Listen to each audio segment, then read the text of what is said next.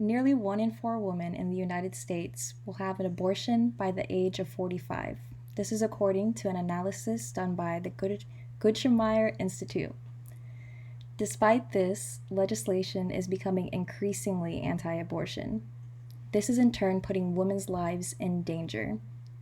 Today, we will discuss why abortions are a woman's choice and it should not be up for debate what a woman chooses to do with her body.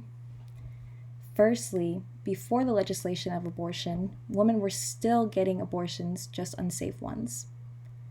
Secondly, there is already a surplus of children in foster care. And lastly, women that are denied abortions are more likely to deal with mental health problems than those who are turned away. Also, they may face obstacles that they otherwise would not face. Studies and real women all back up these claims.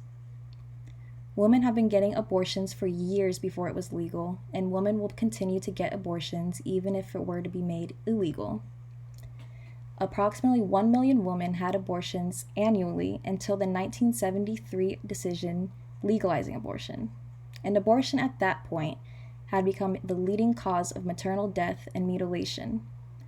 This was done also according to Diana Green Foster at the University of California. These illegal abortions have been unsafe. Just this year, a 34-year-old woman, referred to only as Elizabeth, died in Argentina after attempting to terminate her pregnancy herself. This is according to The Atlantic. Abortions are going to happen regardless. Therefore, we should make it safer for our women and make sure they know their rights and aren't up for debate. That's not the only reason abortion should be a choice.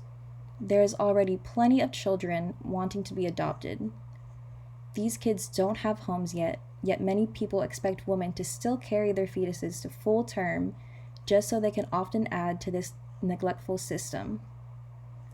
According to Natasha Biswas, a journalist for the University of Houston, those who support laws restricting women's rights to their bodies usually argue that women can give their baby up for adoption.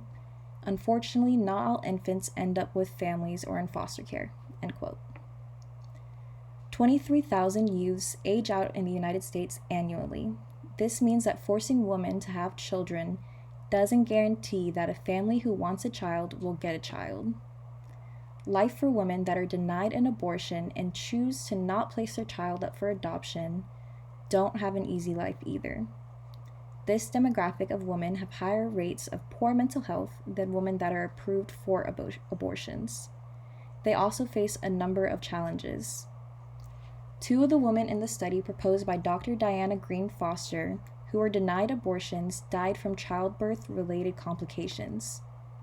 In the same study, Dr. Foster had this to say, quote, "In the short term, the women who were denied abortions had worse mental health, higher anxiety, and lower self-esteem. Women deserve to have more say in their own lives. Abortions are a woman's choice, and what they choose to do with their own bodies should not be up for debate." Before the legalization of abortion, women were still getting abortions, they were just unsafe ones. There is already a surplus of children in foster care, and the women that were denied abortions are more likely to deal with mental health problems than those who were turned away. They also face obstacles that they wouldn't face otherwise, even death. Women deserve to have full control over their bodies. It should be up to no one but themselves and their physician as to what they are doing with their bodies. And that's the end. Yep. Alright, I'm gonna end it now.